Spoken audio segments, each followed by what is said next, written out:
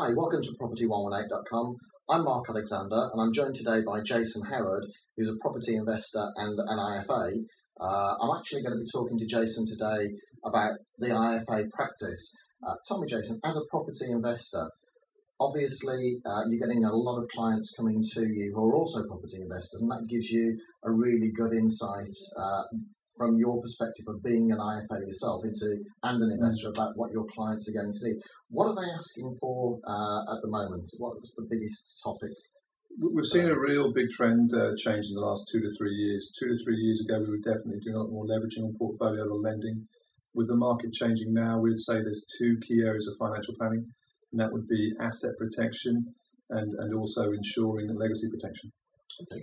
Can you give us some examples of those? So what's asset protection, for example? Yeah, asset protection would be, you can take someone like myself, for example. My motivation for buying property has been to, improve the income streams of my family.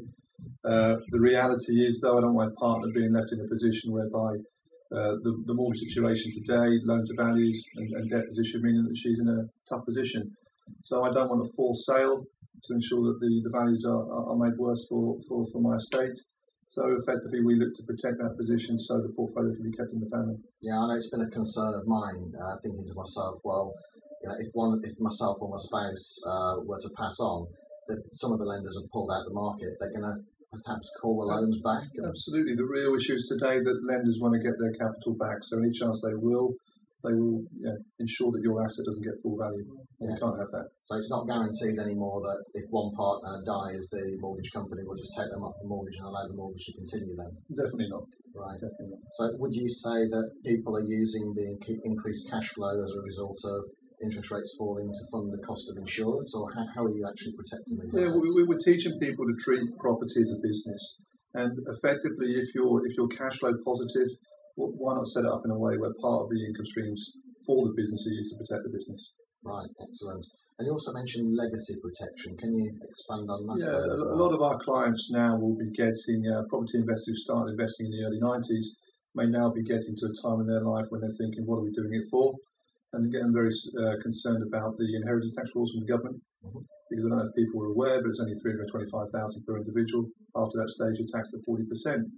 So we are looking at putting plans in place to ensure that, once again, the legacy is passed down through the generations, so it's not lost from one level down. Because we find over the years, the wealthy people, the reason why those families stay wealthy is ensuring that as few taxes as possible need to be paid in the future. Absolutely. I can completely understand that, because if you've got £1 million property portfolio today, even if it's all matched with debt, 10, 20 years time, property values have gone up, you might have a £2 million portfolio, absolutely. Debt's still the same, and you don't want to be giving 40% of it to the government.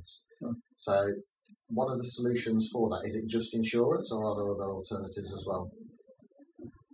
Very, very tough one to answer straight away. There's a lot of changes always in legislation. So wherever we can, we work with top legal firms to find trust solutions. But also for some people, it might be an insurance solution in trust for the estate.